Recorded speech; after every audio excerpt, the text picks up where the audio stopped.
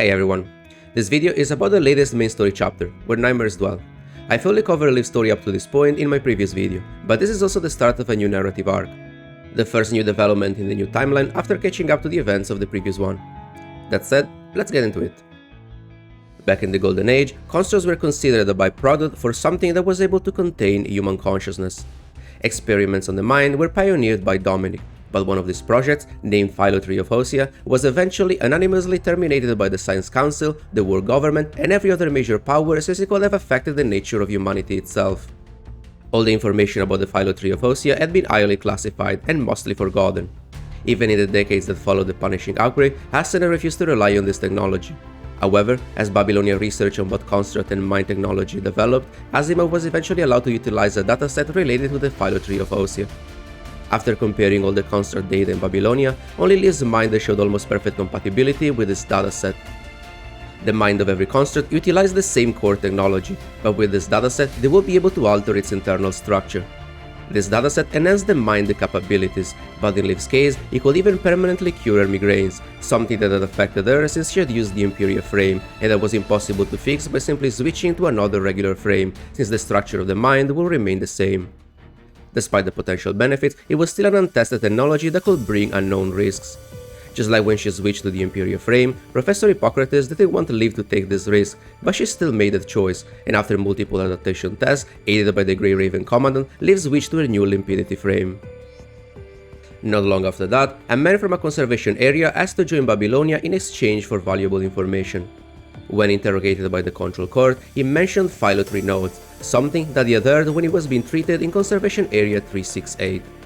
Considering that the information about the Phylotree of Ousia was highly classified and that almost no one was even aware of it, Hassan sent Liv and the Grey Raven Commandant to investigate the conservation area.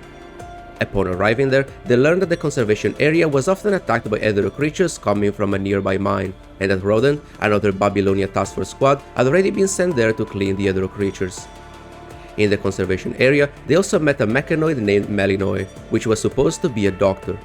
However, Liv noticed that Melinoi had no medical skills, and that instead she was able to regulate certain emotions by interacting with people's brainwaves. Since Liv's father used to be a board member at the Medical Research Center, Liv realized that Melinoi was a psychologist model mechanoid developed during the Golden Age to assist patients that couldn't afford the human doctors.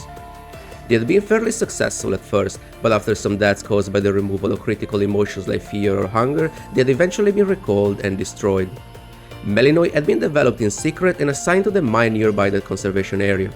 Her purpose had been to take care of the workers there, but after the punishing outbreak, they had escaped or been killed by the infected machines, while Melinoi had eventually awakened. After leaving the mine, Arcana had asked her to join the Church of Machina, but Melinoi had decided to stay in the conservation area to help the humans there. Melinoi was in the list of the potential suspects that could have information related to the Phylotree, but to avoid tipping their hands, Liv and the Grey Raven Commandant decided to track two other suspects that went into the mine. Upon reaching the mine, Liv started to feel some interference within her mind, which was also affecting her visual module. We contacted the Rodent squad that had been dispatched there before our arrival, and learned that this interference might have been caused by the unusual minerals within the mine, which was also disrupting their communications. Rodent had already reached an abandoned laboratory deep within the mine, where researchers had been studying the strange minerals before the punishing outbreak. However, as Liv and the Commandant attempted to reach them, they encountered a little girl that they had previously seen at the conservation area. It was the girl that Melinoi had previously rescued from the mine, but since she didn't know how to take care of her, she had given her to a couple that had just lost their child. However, since the girl was growing too old to receive extra supplies from the conservation area, it seemed like the couple had brought her back to the mine in order to abandon her. Liv and the Commandant bring her back to the conservation area, and after learning what had happened, Melinoi asked them to take care of her. Melinoi had named the girl Aisling, but after spending some time with her at the conservation area, Liv started to realize that something was off. The person that was taking care of Aisling with her was not the real Commandant, and the entire conservation area seemed to be part of an illusion that had been conjured within her mind. Even if this kind of illusion was beyond Melinoi's influence over people's emotions, Liv still believed that she was somehow involved.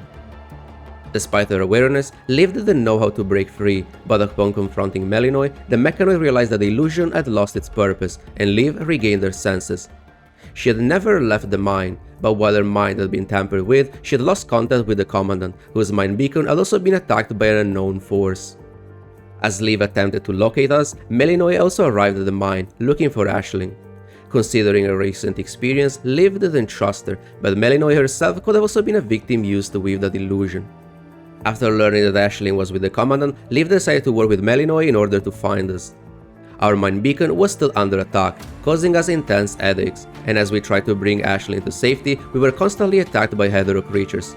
Some of them were real, while others were illusions indistinguishable from reality, conjured to drain both our strength and ammunitions.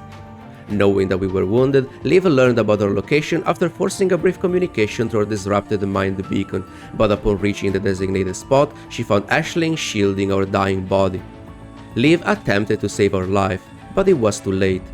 We died before her, but despite the initial shock, Liv noticed an unfired bullet on the ground. A small detail that felt out of place, something that didn't make sense considering the situation.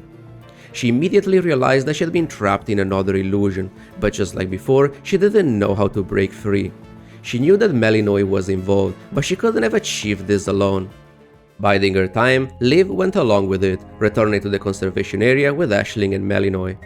She spent some time there, taking care of Aisling as if she was her mother, pretending that she was unaware of her current predicament, while attempting to learn who had weaved this illusion.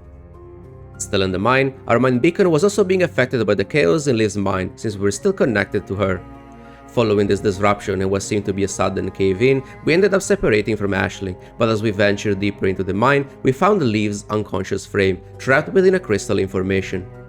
Attempting to wake her up, we established a deep mind connection with her, reaching her within the illusion that was affecting her mind. However, as if aware of our interference, the illusion shifted once again, involving our presence. In this new illusion, the Commandant and Liv had adopted Aisling and retired to the conservation area, becoming a regular family. However, the entity that had woven this illusion was only interested in Liv. Driven by childish, possessive behavior, they attempted to eliminate the Commandant, erasing it from her memories, but Liv knew that it was just an illusion. She had been biding her time, and in the end, she confirmed their original suspicion. Aisling herself had been the one that was weaving these illusions, forcing Liv to become her mother. Aisling was not a regular girl, but she didn't seem to be a mechanoid or a hetero creature either. She was something else, and with Melinoe's assistance, she had been able to fully manipulate the environment in Liv's mind. However, she had access only to Liv's own memories, and the Grey Raven Commandant that she had replicated was just a mere puppet. Upon confronting Aisling, the illusion shattered once again, but her presence was still lingering within Liv's mind. However, now fully aware of her presence, Liv showed Aisling what was truly within her mind. Considering Liv's gentle nature, Aisling had been expecting a beautiful, tranquil place, but instead she witnessed a landscape of pure horror. A devastated world, countless people succumbing to the punishing virus and the red tide, all the people that Liv had been unable to save, all their memories that had overwhelmed their mind while using the Imperial frame, the powerful migraines that had stayed with her ever since. Unable to bear all of this, Aisling retreated from Liv's mind, and we were finally able to reach her through our connection. We find Liv in a smaller, peaceful sanctuary that she had built within her mind after switching to her new frame. Aisling and Melinoe attempted to trap her in another illusion, but this time around, they were not able to overpower the strength of our mind beacon, a light that guided Liv through every illusion. Melinoe herself started to be affected by Aisling's powers until she was eventually forced to stop her interference, permanently shattering the illusion. Liv slowly regained her senses, finding herself atop a crystal information. The real Grey Raven Commandant was with her, and upon recovering, they attempted to locate Aisling, which was hiding within the mines. Eventually, we reached the abandoned laboratory, and upon checking some of the logs that had been left behind, we learned that the researchers had been studying these unusual minerals. They had called them Mineral E, and the researchers believed that they could have been used as a substitute for certain substances in the mine core structure. These minerals were filled with chaotic punishing virus, but considering that the researchers had been studying them during the Golden Age, we didn't know if they had always had this property or if they had been infected after the punishing outbreak. While exploring the area, we also found a gravestone with Aisling's name. It seemed like the original girl had died in the mine, and since then, Melinoe had been nurturing this other creature that had taken her place. Despite her powers, this Aisling was very immature. She still behaved like a child, as if her consciousness had only recently manifested. She knew that she had a mission, but she didn't know what it was. She had been named and nurtured by Melinoe, but she was not her true mother. She needed to find the real one, but even if she didn't know where she was, Aisling had detected something in the sky when she had first left the mines. After learning that it was Babylonia, reaching that place had become one of her priorities. Feeling responsible for the death of the original Aisling, Melinoe had always tried to fulfill her every wish. She was the one that sent a man to Babylonia with information about the Phylotree nodes, luring people from Babylonia to the conservation area so they could take Aisling back with them. It was the reason why she had attempted to trap Liv in those illusions, following Aisling's childish demands to turn Liv into her mother. However, they had not expected that behind her gentle appearance, Liv's calculated pragmatism had allowed her to see through their deception, resisting Melinoe's emotional manipulation. And together with the connection to her mind beacon, they had been unable to keep her trapped forever. Despite their powers, both Melinoe and Aisling were not strong fighters. Knowing that Liv and the Grey Raven Commandant were now looking for them, Melinoe told Aisling to run and contact Wheel of Fortune, another member of the Church of Machina, while she stayed behind to delay us. While Aisling escaped from the mine, Melinoe confronted Liv, sacrificing herself to protect Aisling. After defeating Melinoe, the attacks at her mind and our main beacon ceased immediately, but Liv was still experiencing some mind fluctuations. Aisling hadn't been able to take anything from her, but Liv had made her leave something behind. It was a risk, but considering the danger that Aisling could represent in the future, it was a risk that she was willing to take. As they reached the inner part of the laboratory, they found a massive egg-shaped crystal formation. They couldn't be sure about it, but after everything that they learned, they suspected that Aisling's consciousness could have manifested within that crystal, similarly to how Cradle had manifested herself from the Red Tide. After escaping from the mine, Aisling eventually met with Wheel of Fortune.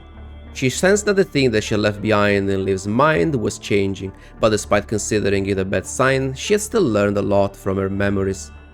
She asked Wheel of Fortune about FOS, which had information about the mind and the consciousness. Wheel of Fortune told her that it was Babylonia, and upon learning that, Aisling asked if they could make it fall.